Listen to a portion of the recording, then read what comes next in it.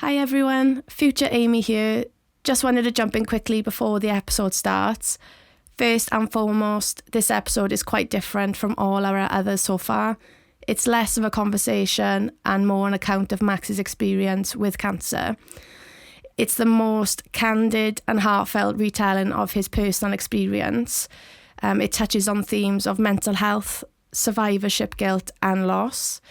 It's an incredibly moving and emotional hour that may be difficult for some listeners. Regardless though, Max's perspectives and raw honesty provides a huge amount of value to others who may be dealing with some similar issues, and I cannot thank him enough for his trust and vulnerability. So without further ado, let's go.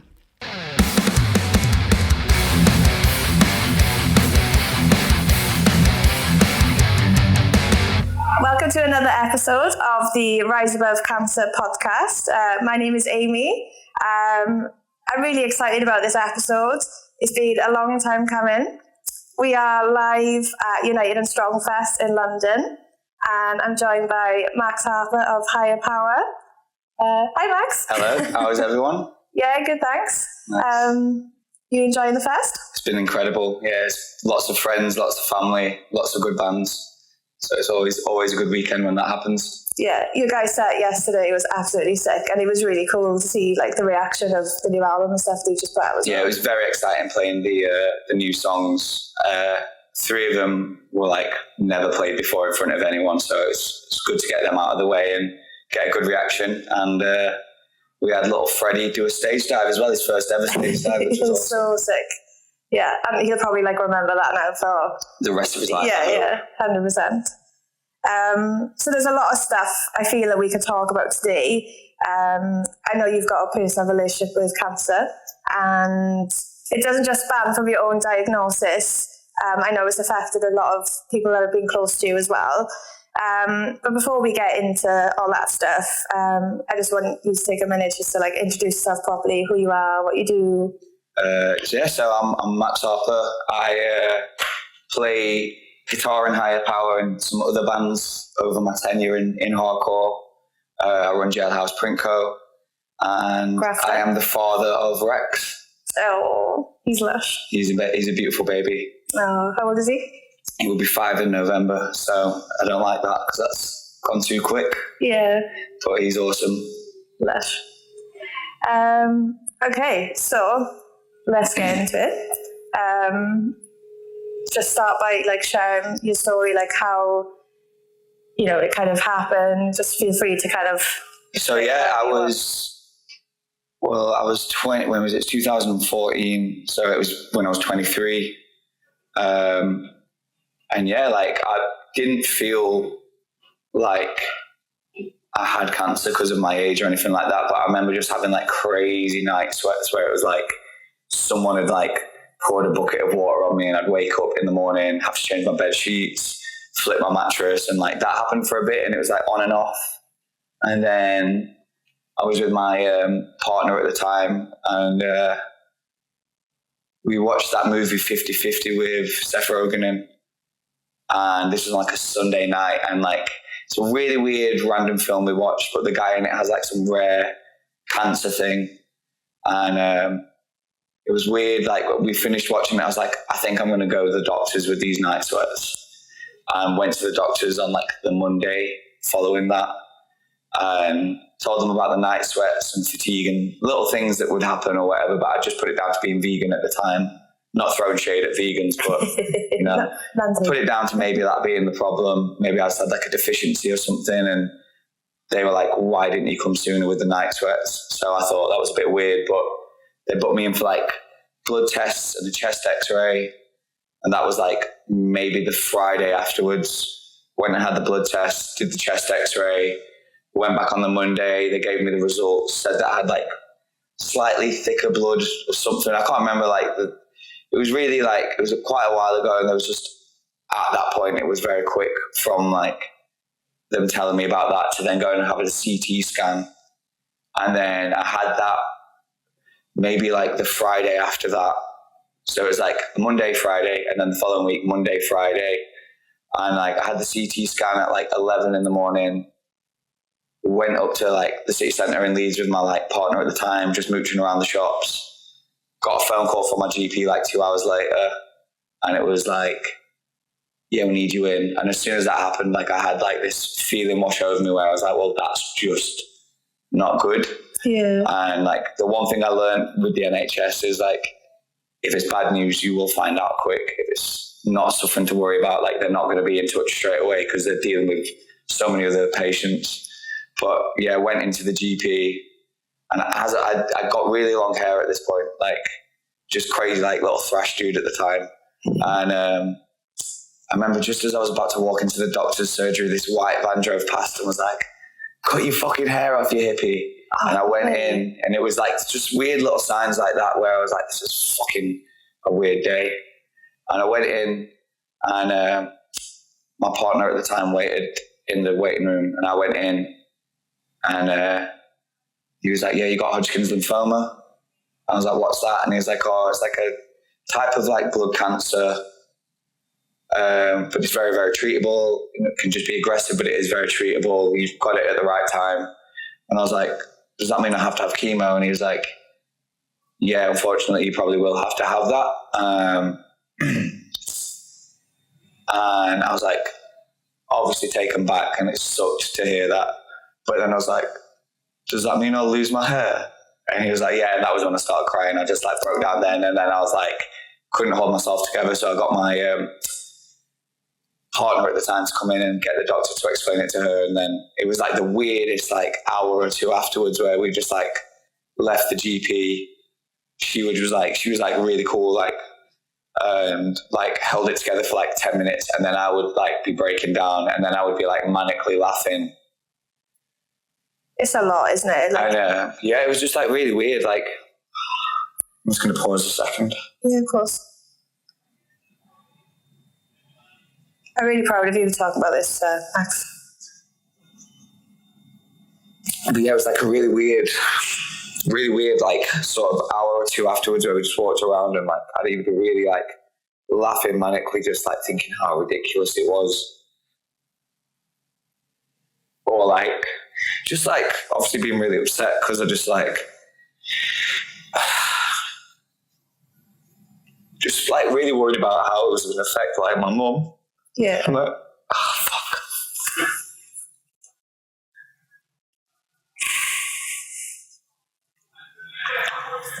I thought I was going to be more prepared for this today, so.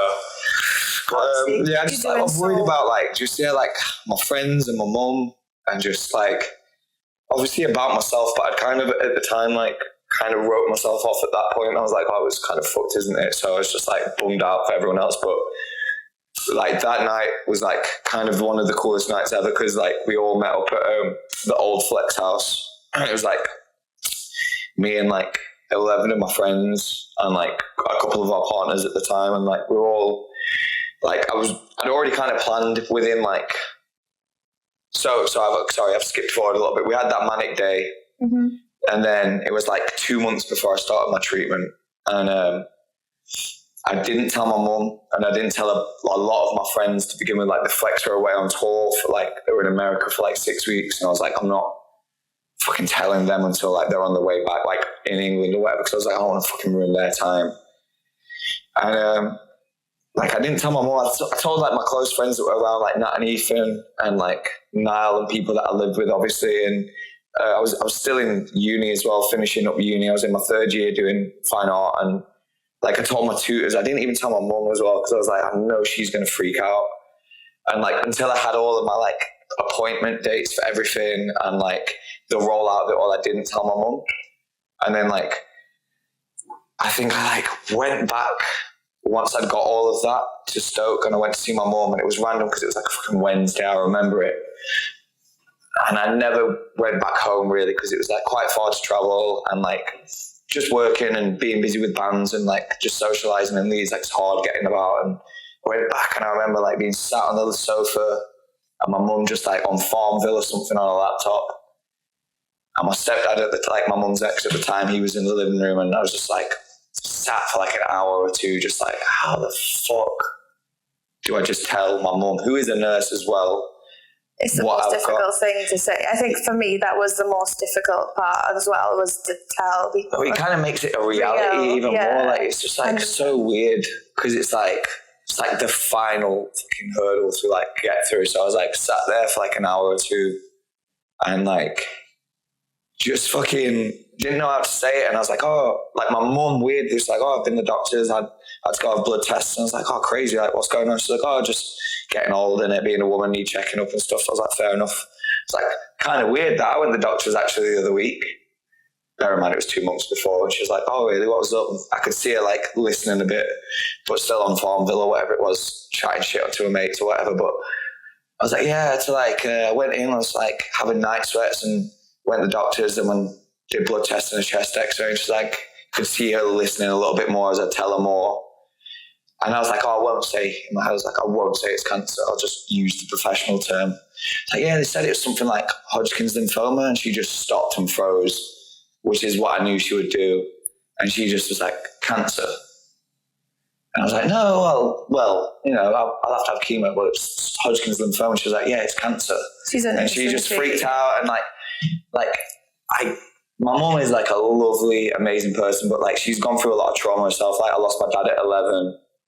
And then she like had like to deal with me being a very angry young man in a very small, isolated town in the Midlands where there was fucking nothing. None of her mates all lived outside of there. And so like, you know, like she had a very rough few years before we'd moved away from there to a different place, to Stoke-on-Trent. And she really struggled with dealing with like, still to this day a little bit, but she's like, after losing my dad, she was like a bit of a broken woman. And so like, that's why I was always quite protective of how, like, I just didn't want to upset my mom or want my mom to be like sound and that. So I took ages telling her, because I was like, she's going to fucking freak out. And it was like, within minutes, she was like, you need to ring these and you need to ring these people and you need to do this. And I'm going to join this Facebook page for like mums with children with cancer and all of these mad things. I was like, just sit down and shut up and just fucking listen a minute. Yeah. I was like, here's all my fucking dates. This is when it's finished. I'll be sound after 6 months after that. And it was quite hard for me with my mum, to be fair, because she saw me like when I first started once, saw me halfway through and saw me at the end. And it was like a 6 month period of time. And like my partner at the time did take a lot of responsibility. Like the weeks that I'd be sick, she would come and stay in Leeds with me. And then she'd go back and do her teacher training and finish that off and do like whatever she needs to do. So that would be a good week. And then it was every other week going in, having treatment. She'd only see me like on my sick weeks for like 6 months where I was just like throwing up or bedridden or whatever. And then I'd go and like have a cool week of not throwing up and, you know, like chilling with friends or whatever. And she didn't get it was quite hard relationship wise, because it was just like the time that we did have together, I was very ill and she did take a lot of responsibility. But again, when I was like, I finished uni, I was like, found out in April, finished uni. So you finished uni? I deferred for a year. So I did my final exhibition and did all of that, but I just slapped on my theory work and like written stuff. So I just like kept deferring for a year, kept milking uni for all of the printing studio. And yeah, when I was good, I would go into uni and do printing or do a bit of uni work, finger quotations. But yeah, like a lot of my friends, like they took like a lot of like weight off of my shoulders by being there for me, for sure. Because like I didn't see my mum, and I'm not mad about it now, but I definitely was at the time, because I felt kind of so like vulnerable. I was like, where the fuck are you? But like I had like really good friends around. Like I still kept playing gigs when I could, so I was like filling in for Broken Teeth. And like I remember they had a show I had chemo on the Monday. They had a show in Leeds with Turnstile on the Wednesday at Brudenell. And on the Thursday morning, I was filling in for Dave on guitar.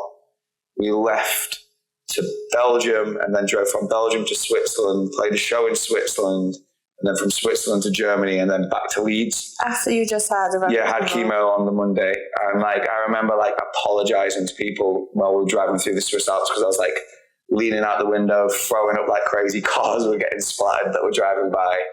And it was really weird. And it was like, all of my friends were like so supportive at the time. Like some people in my life that like were around or would see me like kind of at a show or whatever would treat me like I was wrapped in cotton wool, and that kind of was like weird. That like kind of sucked when it was like, just treat me like the dickhead that I am. Just have a laugh. Like don't.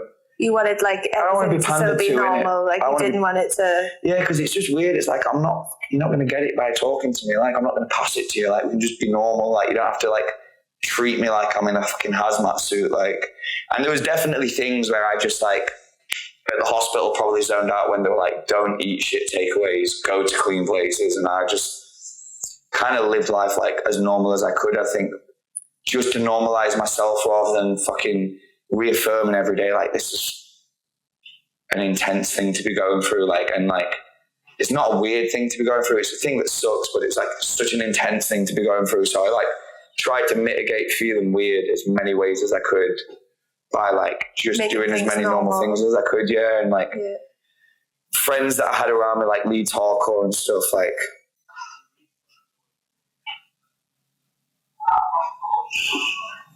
take as much time as you need, Max. Is this the first time that you've like spoken about it? Like, no, I talk about it, but I think I talk about it too flippantly, but like very off the cuff about it and stuff. But like, like you're doing really well. I think like all like just like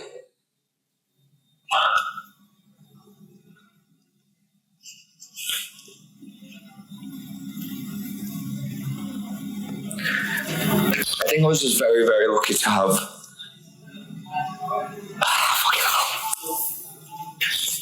I think it was just I was very lucky that I had like elite hardcore and I had like the flex and like violent reaction and like broken teeth and just like all of my friends around me at the time, and like I think I just like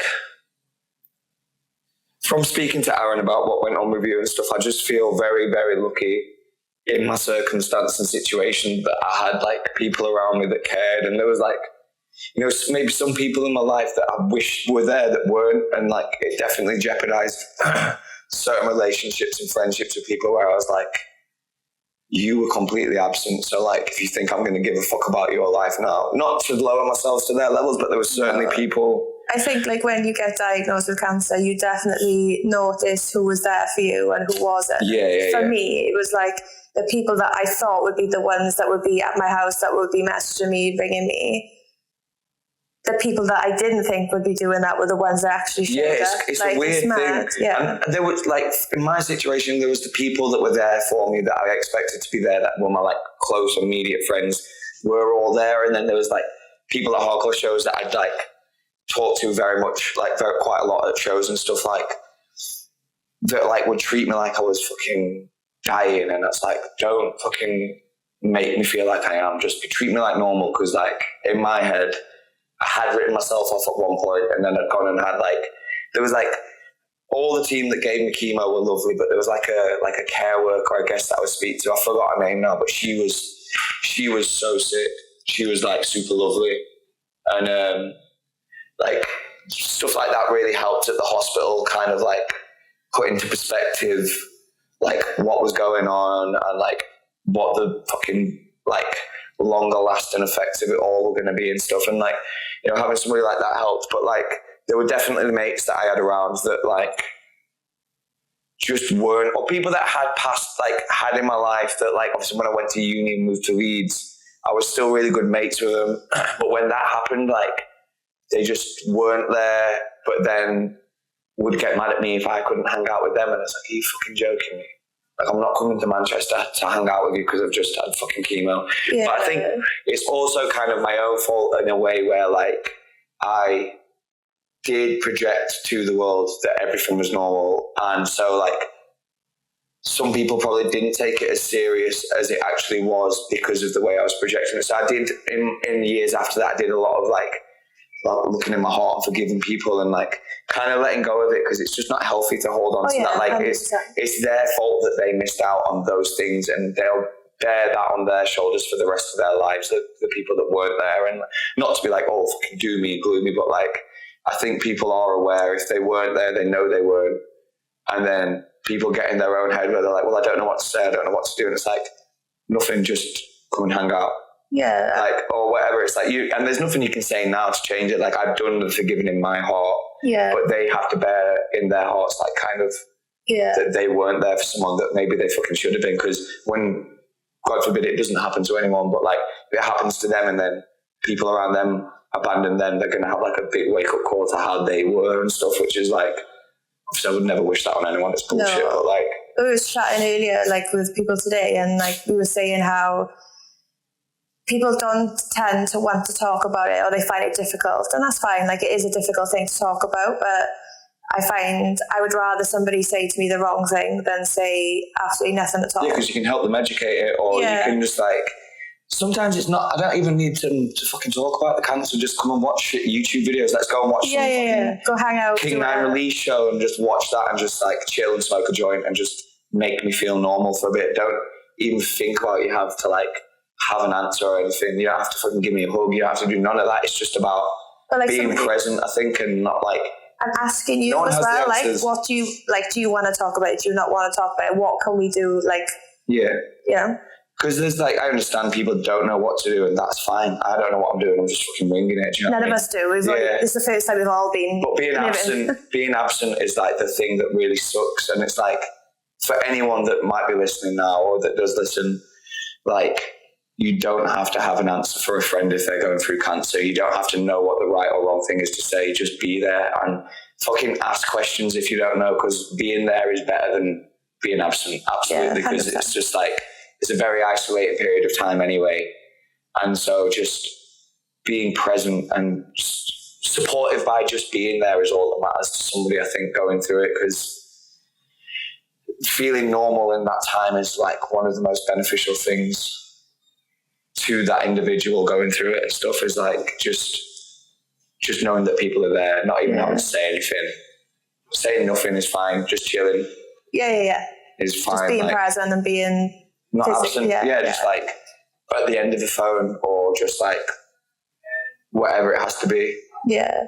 But how did you find like being, because like you were only 23 at the time, and that's like real young. Like how did you find being like a young person and having to kind of process and have to deal with all that? The ward that I was on at St James's Hospital in Leeds, when I had my first chemo, I was like young adult children ward, but I was the young adult. I didn't really see any other young adults on there, so I think I was pretty much cusp of like being in the adult ward, but ended up in children and young adults. And for me, I didn't feel as young as I was because I saw kids and like not babies, but like in my head, like I think that in itself just sounds traumatic. Just to be like in that. I can't even imagine. For me, I was just like, I felt so bad for them. Like a lot of it, like when I went to therapy years down the line, like having to like, I think that's why I've been so upset in this, is like remembering how I felt and thinking of my feelings rather than like how I've always like just kind of worried about my mum, worried about my friends, worried about how they're going to feel. Worried about everybody else except for you. Like, it's been hard trying to be like, not selfish, but self-aware of things and stuff. So that's why it's quite upsetting talking about it. You do really well. But for me, it was like, like the day I had my first treatment, went in and I'd already planned on like donating my hair. Because I'd seen two friends previously. They'd not gone through cancer, but they'd grown their hair out and donated it to Little Princess Trust. That was my friend Connor Christie, who played drums in Last Witness. My friend Billy Lum, just merch extraordinaire. Just hardcore head through and through, done it all over the world. But those guys did it years before I had. I knew Connor. I didn't know Billy, but I saw Billy on Tumblr. It was back in like 2009 or 10 or something. Saw him do it. So this was maybe like 4 years before my diagnosis, but I'd grown my hair out in that time, and I was like, it's kind of like when I had my first chemo, I knew I was going to lose it. It was very long, it was very luscious, and it was very looked after. So I was like, I have to donate it because it's going to be waste to put it in the fucking bin. Yeah. So we had my first chemo treatment, and it was fucking very intense. turned my piss red for like a week. It was really weird. Okay. To start with, I just did a PICC line in my hand, and I was like, I don't want to do, like, I had a cannula that went through my, I had a PICC line eventually put in that went through like a vein in my left arm all the way to my heart. It was like a 58 centimeter, like tiny tube. But like the first 4 sessions I did it with a cannula, and it like shrunk my veins and it fucking killed them, and like I couldn't stretch my arms out fully. So I ended up like having to like put the PICC line in, which I called my Wi-Fi jokingly because it just used to hang out of my arm. But I ended up having my chemo through there. But the first treatment I had took like fucking 4 hours to go in. It took forever. And it's just like getting up, wheeling your fucking chemo over to the bog, throwing up, wheeling back to the chair. And like the hospital smell now just makes me feel so nauseous. Like anytime I go in, just like the leather chair smell makes me feel so sick because it just takes me back to the time I was on chemo and stuff. But finish the chemo, go home, throw up loads, went to the flex house, and there's like 11 of my friends there, and we all plotted my hair out so we could donate it to Little Princess Trust. I did like some fundraising. So when I first found out, like set up this fundraiser with the plan of cutting my hair off. Oh no, I put it up that day. I cut my hair off. Sorry, I'm getting the timeline wrong, but I put the GoFundMe up and announced to the world that I got chemo with the GoFundMe and fucking my shaved head the following morning from shaving it. But it was like 10 of us all shaved our heads. My friend Ethan, like, he had long hair and cut his hair off. And the photo is like iconic. Yeah, I love that photo. It's like the most important photo of my life, that one for sure. But yeah, there's like a before and after where we've all got our hair, and then there's the one with us all with our skinheads, which is like means the world to me. Like, yeah. But like I donated my hair, and I think I made something like $4,000 for Little Princess Trust on that session. That's absolutely fast. And then like I had another friend elsewhere made like $1,500, and she donated her hair as well. But yeah, it was a weird time. It was like 6 months of chemo on off. So how, like, what was the cycles like with it? Like, how often would you need to go in? And like, did you have like 3 weeks on, 3 weeks off? It was I'd have it on a Monday, and then it would be like 2 weeks till like every other Monday I would go in for 6 months. And so it was like 2 treatments a month. And like the first 4 ended up taking hours and hours and hours and hours and hours. And then as soon as I got the PICC line put in, it was like speed run. Yeah. Easier, went in, less like invasive on my body as well. So it didn't like destroy my like veins. And like, yeah, like it was crazy. Like I couldn't fully put my arms up and stuff straight because it was like the veins had shrunk. It was horrible. It felt like they were going to snap. It was fucked up feeling. But yeah, I did that for like 6 months, and it was just 6 months of observations. Every 2 weeks I'd go in, and like then after the 6 months it was like every month, and then it was like every 3 months for a couple of years, and then it was like every 6 months for a bit, and then every 12 months I'd go in for checkups, and then that was up for 5 years. Is that like blood tests or is it scans? Blood tests, scans, and like the whole works. And obviously like they'd speak to you, see how you're doing, check your well-being. How did you find, like, you know, like after you'd had your treatment and like the kind of like care after having, like, how did you find that? Because I found that quite difficult. I don't know if it was because it was like COVID time when obviously I was diagnosed. So like, how did you find like the after? I think that it was like, I just feel extremely lucky in my situation. I think that like maybe I was getting my treatment before the NHS had been chokeholded so much by the government, because it was still kind of privatized when I got mine. So mine was like administered by NHS but provided by Alliance Healthcare. Oh, okay. So it wasn't like fully NHS. But I just felt very, very lucky. There was like one thing that really fucked me up, and I ended up having a little bit of therapy through the hospital immediately after it. But like one of the fucking people giving me the treatments was like, oh yeah, like you are going to be more susceptible to cancer in the future. And it was like quite off the cuff. And in my head, for it a 23-year-old, it just spiraled. And I was like, what, 50%, 70%, 80%, 10%, 1%? Like, what the fuck does that mean? So I ended up having like therapy about that because it was fucking stressing me out. I was like kind of mad paranoid about it, really. And even to this day, like, It doesn't go away. I went to the doctor's last week to go and book in blood tests because I've been feeling lethargic, and I was like, damn, like, fucking, is it back again? So it doesn't really go away. Like, it doesn't consume me so much, but like, I still want, I'm getting blood tests done again, and I'm going to imagine everything's fine. But I felt lucky when I got all of my treatment afterwards and everything, like, they were like efficient and like got it done. But I had like therapy, and as soon as I started talking to the therapist, she was like, so what do you think it is percentage wise? This is like on the second session, and I told her about it. She was like, what do you think it is then, like, percentage wise? And I was like, I don't know, like 50-50 in my head, I don't fucking know.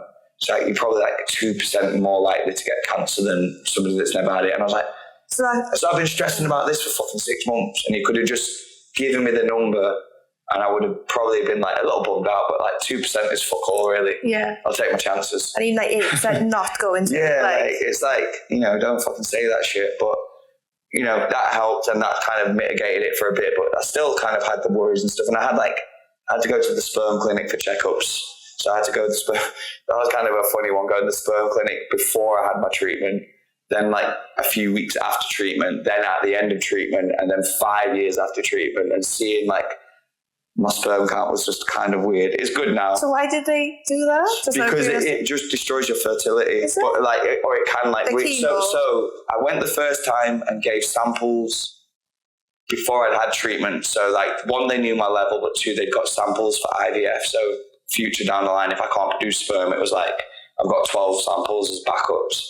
And then they have to do the checkup to see how much it affects it. And I guess it's for their statistics. Okay. Then a certain amount of time after recovery, they did the checkup. And then after the 5-year mark, they did one, and all good. Everything's better than it was before, so I'll take that. But that was a weird one, because you go in and obviously they're like, here's your cup.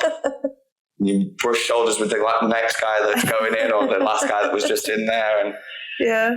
The one thing the NHS has definitely not put any of their funding into is the material that they provide, because it is very, very old. Very, very old. Was this before smartphones? Yeah, but the Wi-Fi was terrible. Oh, okay. There's no data there. So, but that was interesting. But that was one of the weirder things of it that was kind of a funny take, was going to the sperm clinic. That was kind of a highlight of it all, because I never thought I would go there, and yeah, I went too many times. But that was funny. That was kind of a highlight of it, because you get to see your stats, see if you've improved or not. Okay, I don't know where to lead from that now.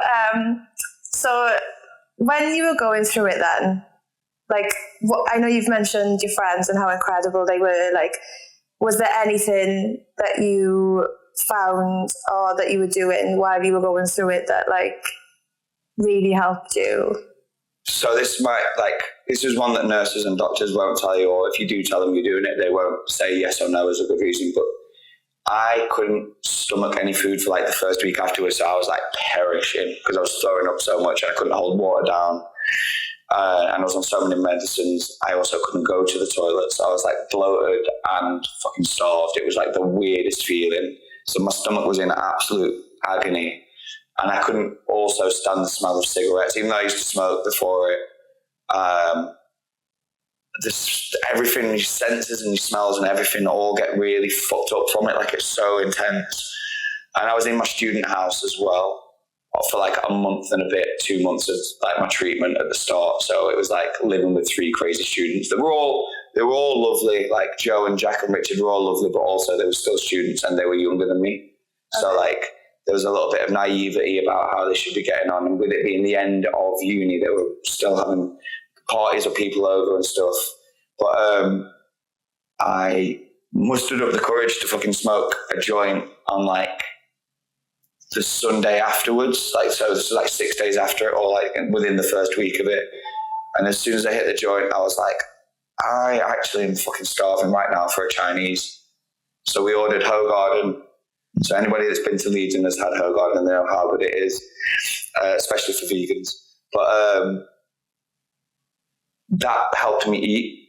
and that helped me maintain energy, and it worked better than the medicine that I was getting from the doctors that was like, oh, this will help you build an appetite. And I couldn't keep the tablets in that I was having because I just would throw up all the time. So and just like a cycle of like... Yeah, so, you know, like up until about 2 months ago, I'd smoked weed every single day, all through chemo and beyond chemo.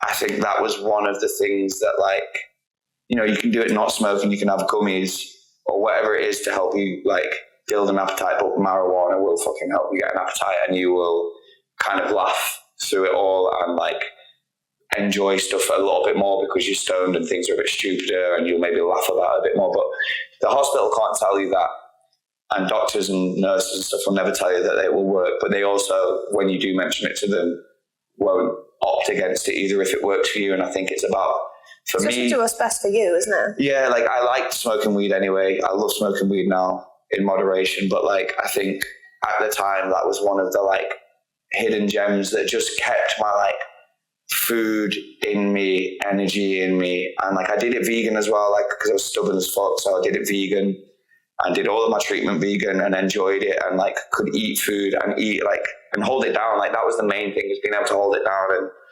And so, like, obviously it's an illegal thing, finger quotations, but it was the one thing that really did help me. So maybe CBD would work for some people, and that is legal, but smoking weed helped me eat and keep my energy up, and that helped me recover and feel more normal because I could go out and do things. Obviously I was fucked, so I'd go home earlier and stuff, and would try and go out on a night, not a night out, but go to a bar with friends, and then, like, I'd be done just by, to like, socialise as normal as much as and, like, it was 6 and 11 of us walking around town with a skinhead. It was kind of crazy, you know what I mean? Looking hard as fuck. On like the first week, actually, I forgot to say, on the Friday we went out, and, like, I went home, like I was saying, at 9 o'clock because I was fucked, but there was, like, so many bars that wouldn't let us go in because we just looked like fucking yobs. But it was sick. It was sick. But shout out Santiago's for letting us go in there. And obviously playing guitar and stuff, like, how, because I know you've mentioned already about, like, how with Dickie Veins and stuff, like, were you still able to play and things like that, like, when you were going through that was, like, the only thing that I would do is I had, like, a little practice amp and my little pedal set up. I used to play in this is just before I've joined a band called Fade, and this was 2014, so it was, like, before Higher Power started. I think, like, I finished my treatment in the November. I used to run Neutral Words Records, and I think it was maybe November or December that Jimmy had recorded the tracks with Louis and Alex, and he showed them to me and he showed them to Ethan, and I was like, motherfucker, I'm putting this out. He was like, no, it's just a demo, it's just a laugh. Me and Alex wanted to do a band. And then Ethan, who'd played drums in bands with me before, learned bass to play in Higher Power, so it was, like, crazy. But I think they recorded that then, and then we put it out in February 2015. So it was, like, the same year at the like, end of your, then Higher Power started. Yeah, and all of the bands I'd done before, people had liked or whatever, but, like, Higher Power just fucking popped. Like, it was just, like, good from the get-go. We played 2 shows before, like, Justice from Angel Dust offered us to go and tour with Angel Dust in America. That's nuts. And our first tour was in America. It's fucking stupid. But, like, playing guitar was the one thing that kept me going. Writing songs was the one thing that kept me going. There were songs that we demoed for the Higher Power, for Love in This World. Like, there's Love in This World record. There's songs that I'd written in 2014 that we had demos of that were going to make it to the album that we ended up obviously saving for an EP or whatever we do later. But, like, there's stuff I wrote then that gone there. There's, like, songs. There's just, like, stuff that I wrote through that period of time that's gone on to be songs either in Higher Power or riffs in Higher Power or in other hardcore bands that I've done and stuff. So it's, like, it was just the one thing that I could do that, like, was also a big distraction from my brain because I'm not thinking about anything. Like, it's just, like, cool to do, and, like, music's just everything. Like, it always kind of has been from, like, being a young age. Like, my dad had records, massive record shelf, and I remember just, like, being in awe of that, looking at Maiden records, being like, what the fuck is this guy? Like, and looking at every single version of him and stuff. So music's always been important. And then playing guitar, I started when I was 10, right before my dad had died. And I started in, like, the September of 2001 and he passed in February 2002. So it was like I only had a few months there. So I kind of like have always played guitar as well out of the like wonder of what my dad would think. And I remember when Higher Power did, like I put the first 7-inch out for Higher Power, I was like, fucking hell, my dad would love this. And then we did the LP and I was like, my dad would fucking love to have this and stuff. So it was like, it's always just been something I've loved doing, and I've been lucky enough and like just very, very grateful to have like Alex and Jimmy and Louie and Ethan be able to do Higher Power with them, as well as all the other bands we've done together. And it's just like, your music's a very powerful tool for healing as well, I think, or anything creative, anything that's just fucking gets you out of your brain being... Gives you that relief. Yeah, just stops your brain thinking and just lets your brain do. And I think just like that's a very healthy and important thing for people that are... Because you have a lot of free time on your hands when you're on cancer treatment and stuff, because you can't fucking work and obviously have to get help from either family or benefits, and if you can get benefits for it and stuff. So it's one of those things where like if you wanted to fucking do something creative and never found yourself having time, just do it. Just start fucking painting, start doing something with pottery, just make some ugly mugs or ugly ashtrays and start selling to your friends and do something cool, and just find the time to do something you've wanted to do. If you've got a pile of books you've wanted to read, just read the books and just try and not let your brain spiral. It's hard, easy to say, but hard to do. But like, just find things that you want to do that you don't have time to do in normal life. Yeah, and make them a part of that. I think start a podcast. Yeah, exactly. And I think there still is time for those days, because I know I had them where like I just didn't want to do anything. I didn't shower. I sat on the sofa and just was like, you will have days when, and it's fine to have those days. Like, embrace them and like. But this then, when you do feel like wake up and you feel, oh, actually I don't feel as bad as what I did yesterday, it's then trying to do those things. Getting that to snowball a little bit and stuff, and like, you know, like even if you spend fucking half an hour starting a sketch for a painting and it's just something abstract, if you've done it, you've set yourself a goal for tomorrow, which is to add a little bit more to something, or read another chapter or another 10 pages of the book, or, you know, try and learn the chorus of the song now you've learned the verse of it or whatever, or play a piano. Just do whatever you can find that's like you've wanted to do. Like, just look in your heart for it and just be like, can't find time to do this ever normally, so let's just start it now. And like, be brave in it. Like, you don't have to make money, you don't have to make good art, you just have to make something that makes you feel good, I think. Yeah, like, don't think about the bigger picture. It's like, just boring. Just get on with like the doing. Like, that's the important part, is the doing and the creating or the reading, or like taking yourself away from the seriousness of the world and your life at that moment. Doing it for yourself as well, and not thinking about why you're doing it or what could it lead to. It all has to be for yourself in that period of time, because that's the most important thing in the world at that point. And like, some people might see that as selfish, but like, my experience of worrying a bit too much about how others are going to be and like how others are going to feel, or not trying to say the wrong thing that's going to upset people because they don't know. Because I would make really crude jokes about it and like find ways to like have a laugh about it and stuff, because that was a coping mechanism for me. People do that with like crazy things, and it's like a trauma response, and it's just a way to do it. But like, you know, like, I think it's a fucking serious thing that you go through when you're having treatment, and even before treatment, just finding out and stuff. Like, that whole period of time until you've done your treatment and stuff, it's just really serious. So just try and find a way to just be unserious for a bit and just like shut off from the world, because it sucks, but like, it doesn't mean that your world inside your head and your heart and your stomach has to suck. Like, you can feel good about just doing something. Yeah. Whether or not you've like had time to do it before or not, just do it, start it, whatever that is, whatever project it is. Start the furniture project, like, do whatever it is you want to do. Like, start a band. Yeah, start a band, like, play guitar, sing, do whatever you want to do. Just like express yourself, and like write in fucking diary, man. That's something I wish I'd done more, is like, I was going to ask, actually, is there anything like that you wish you knew before you were diagnosed, or like, right, that like, this is one thing I like to do now, just on tour. It comes from like other things in life, but like, I do it on tour a lot when people like are getting a bit low and worn out and stuff. Like, I wish I'd done like a diary of like 3 good things from the day. And it's not like, oh, I fucking got this like really expensive thing or anything like that. It's like, oh, I managed to hold down a coffee and it tasted really good. I actually went to the park today and got some sun on my skin.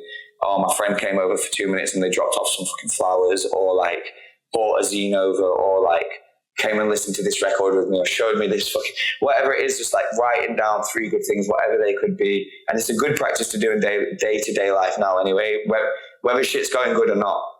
If you're good, happy, sad, fucking angry, just do 3 good things and just find 3 small things from your day that you're like grateful for. And I wish I'd just kept a diary of that, because I think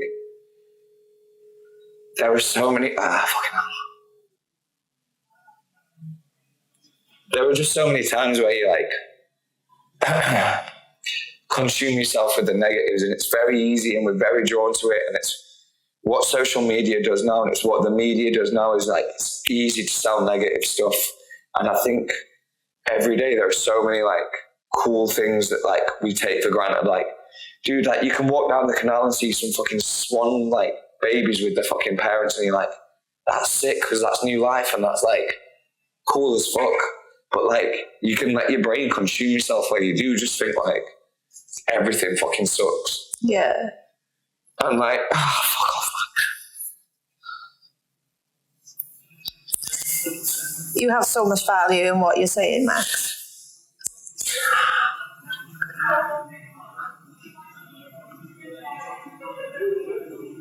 I think it's just, yeah, like, it's easy to become very consumed with the negative, because there is just fucking There's so much negative around, and like,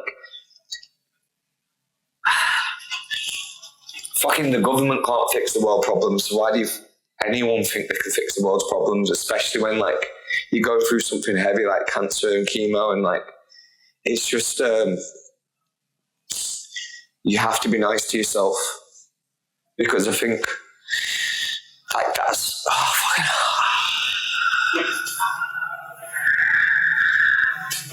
Should we take a break for a bit, Max? Yeah, it's fine. It is fine.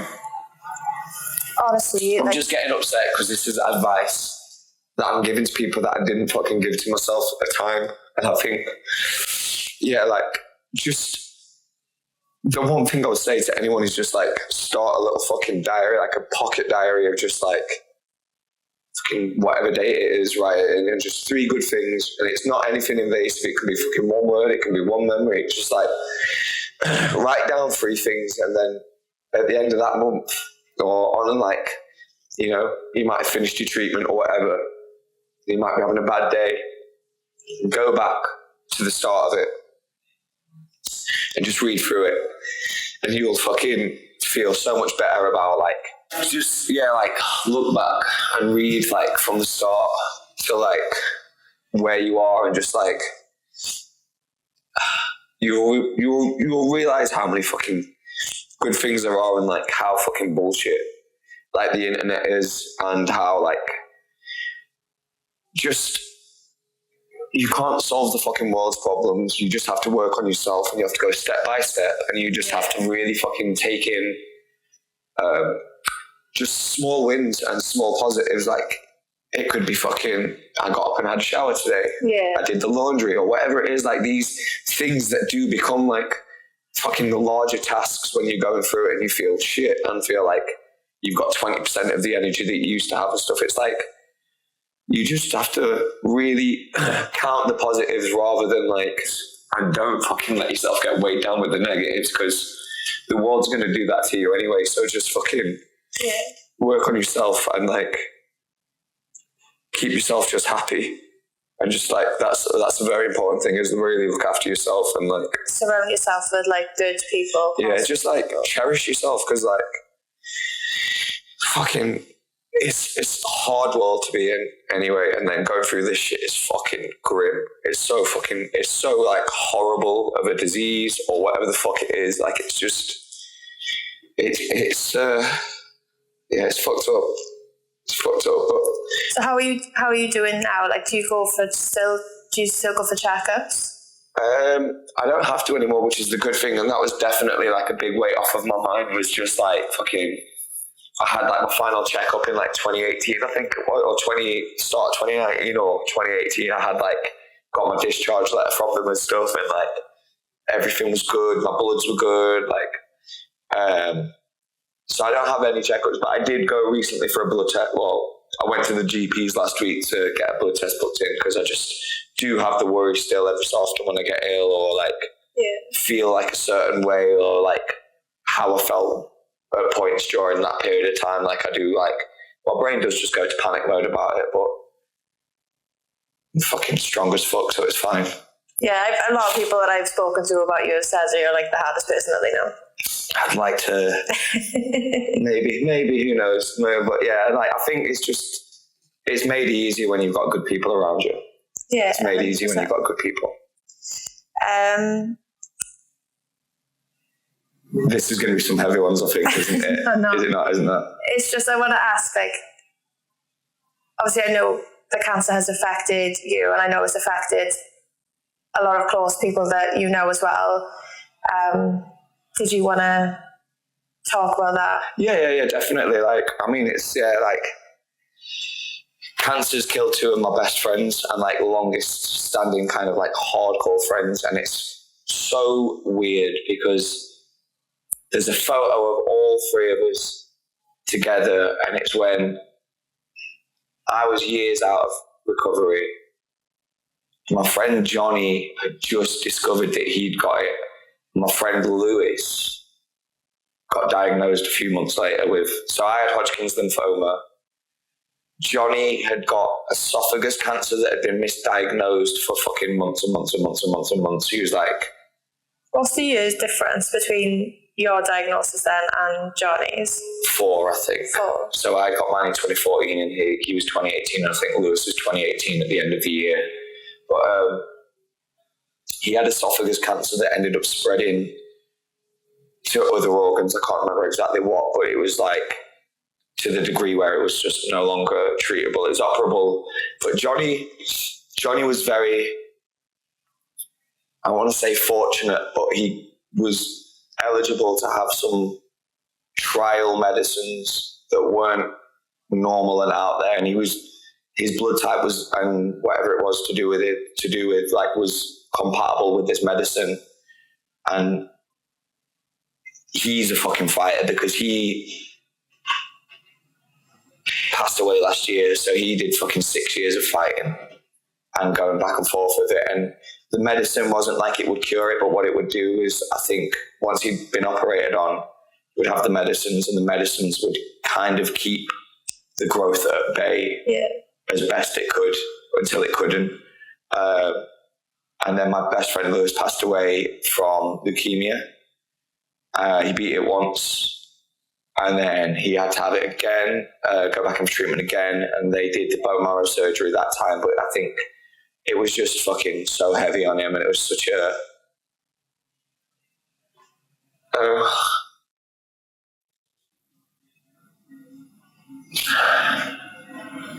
I think that one was just, I think it was too much too soon for Lewis, where it was just recovery out of recovery, then fucking back into treatment, and then just going through the motions of it. And I feel like a weird, like my treatment was fucking nothing compared to those boys. Like they fucking went through it. Like they had like years of it, and like it was so invasive for them. Like, not that it's a fucking competition at all. It's not. I don't think you... It's not a competition at all. But and it shouldn't take anything away from what you went through either. Not at all. But it's not fucking... Yeah, I don't want to at all. But I definitely do fucking feel so lucky for like what mine was and what my treatment was, and like the fucking like... I have a really weird survivor guilt with it, which is like... I get that too. That's a normal feeling. I've never spoke to anybody about this at all, but like, if I could have fucking taken it away for both of them too, and it could have been, if it could have been, one sec, if it could have been me instead of those two, I would have fucking taken both of theirs any day, because Johnny's got a family and kids, and Lewis is fucking engaged, and it's like, I just fucking feel so, like, I just feel like it, like, not it should have been me, but like, those guys really had like futures with spouses and like with family, where it's like, it fucking sucks so much that like, just that they didn't fucking make it, man.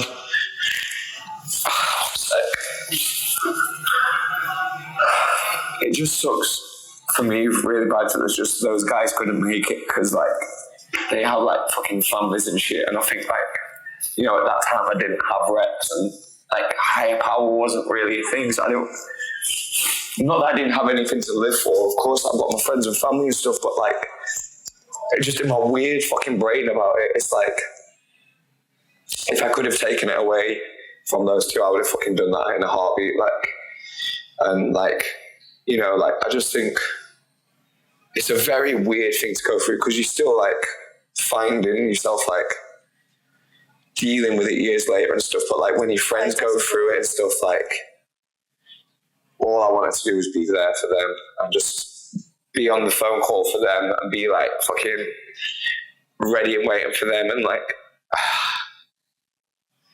the one thing both of their partners, Tara and Aimee, fucking said to me is like,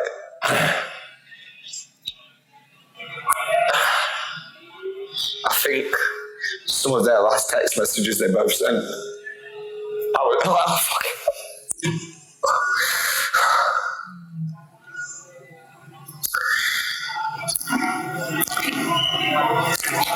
I'm just very grateful that like before they both went, I was some of their final text messages that they sent. So like obviously I think family and spouses got the last messages and stuff if they weren't there or whatever, but yeah, me and Johnny had a chat about a funny memory of seeing Iron Sheik in Manchester and getting told off the stage diving by the guitarist. And, you know, I was like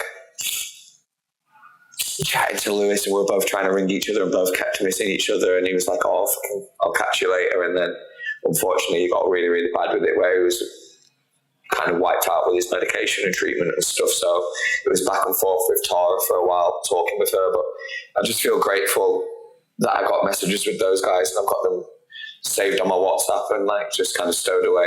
And the thing is, you knew like firsthand what it was like when your friends, like, you know, when they surrounded you, like when you were going through it, and like just what to do and be with you, just being there for them and stuff. Like, don't even have to tell me anything, just I want to ring you, just be like, you all right? Yeah. You doing all right? Yeah. All right, Cocker, catch you in a bit.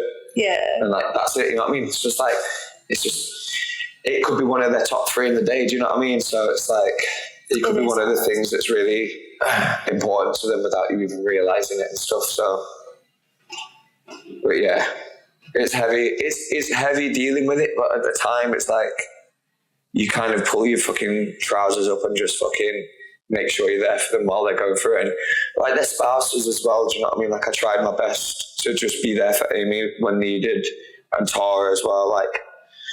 So it's just about, yeah, just being there for people when you can be there for them, especially having the pool of empathy I have with it, because it's just fucking close to home, like hearing it in your friends and stuff. It's like hearing your friends have to go through with it, like you just want to be there, support them straight away. Yeah. I think everything that you shared today, like what you shared is so valuable, and how you've let yourself become vulnerable and to talk about it and to talk about your feelings and to talk about your friends, you know, your story, your journey and how it's affected you and everybody else. Like, I'm in absolute awe of you, Max, and I'm so grateful that we've sat down and had this conversation. I'm glad we got to do it in person as well. Yeah. Definitely. Yeah. You know, what you've said today, like that could be somebody's like lifeline, do you know what I mean? Like for what you've said, your experience, how you felt, that could potentially help somebody. Like if somebody's listening to this now and they start in their journey, like things that you've said, the advice that you've given, like that's going to help so many people. I hope it does, and I hope physically it's hard to obviously help someone, but I think like, you know, giving people ideas of ways to like count their blessings and just find positives in the day. Like if it does help someone, I'm just glad, because it was hard at the time, because no one in my friendship group had dealt with cancer directly. I don't think, even with family members and stuff. So yeah, and you being so young as well, 23, we're all kids at that point. Yeah, we're adults. We are adults, but we are fucking. Anyone I know that's 23 is dumb as fuck. Yeah. Well, thank you so much for your time today, Max. I just want to thank the guys from United and Strong as well for having Rise Above Cancer this weekend at the fest. It's been absolutely incredible. But yeah, thank you so much. And also I just want to say, Max, as well, we've got a little announcement. Yeah. October 25th, Higher Power coming to Swansea. We are fucking excited. We are. So I think it's our first time in Swansea as well. So yeah. And is that where Joe's Ices is? Yeah. So you know where to find us when we're there. If we're not on stage, we're at Joe's Ices. Yeah. Class. Amazing. Yeah, I'm buzzing for that. Yeah. Well, thank you so much. Thank you for having me. Honestly, I appreciate it so much. I think you're an incredible person. You're an incredible human being, and like I said, what you've spoken about today is so important. A lot of people don't talk about cancer. A lot of people find it very difficult, and it isn't easy to talk about it. I still find it difficult to talk about as well. And the message and everything that you've said today has been incredible. So thank you so much. Of course, thank you so much, Aimee. So it's the end of every podcast. I ask every guest to recommend a song. So is there a song that you would want to recommend? I've been giving this one some thought, because there's a lot of new music that's come out this year, and there's a lot of people I'd want to give a shout out to. But in particular, there's a band from Stoke called Mercury, which are very... I lived in Stoke for 5 years, and to see a band of this calibre come out of there is amazing, because when I lived there was not many bands, if any bands, that you would want to hear about. So I want to give a shout out to Mercury, and we will go for their latest single, Why This Hurts Me. And it's an awesome band. If you like home and sunny day real estate and 90s alt rock, but done very, very good, listen to Mercury. Class. Thanks. Nice one. Thank you. Bye. Bye-bye.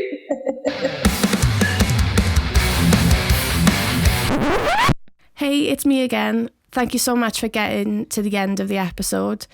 Wanted to wrap things up properly with a few comments. A huge thank you again to Max for sharing all that he did. I have absolutely no doubt at all that his experience, advice and courage will go on to inspire and guide so many others struggling with their own diagnosis or that of a loved one. Eternally grateful for your time, Max. The love and gratitude in your voice when you speak about the people who stood by you says so much about your character. It's clear you're the kind of person who makes others feel truly seen and valued, and that's why you are loved so much in return. I think you're absolutely amazing. Another huge thank you to Alex, Ethan and Adam at United and Strong Fest for inviting us along to promote a fundraise for Rise Above Cancer, holding space for those in attendance of the fest and to share their own experience and, of course, providing the opportunity for me and Max to record in person. Like we mentioned, Higher Power will be headlining the Bunkhouse in Swansea on Saturday, October 25th, which I'm so excited about. And it'll be our final fundraiser prior to me trekking in the Sahara Desert with Copperfield in November. The lineup is absolutely stacked, including support from Existence, Asitara, Fate, Turner Phrase and Supernova. This is our biggest show yet and one you won't want to miss. Get your tickets at thebunkhouseswansea.com. And finally, for the first time ever, a copy of this podcast episode will be made available on cassette, with tapes available on tour with Higher Power and directly from Rise Above Cancer. The proceeds from the physical release will be donated to the Little Princess Trust in honour and dedication to Max's friends, Johnny and Lewis. The Little Princess Trust is a UK-based children's cancer charity that provides real hair wigs to children and young people up to the age of 24 who have lost their hair due to cancer treatment. It's an incredible charity that both myself and Max have supported previously with hair donations and fundraising. Thanks again to everyone for tuning in. And remember that together we can rise above cancer.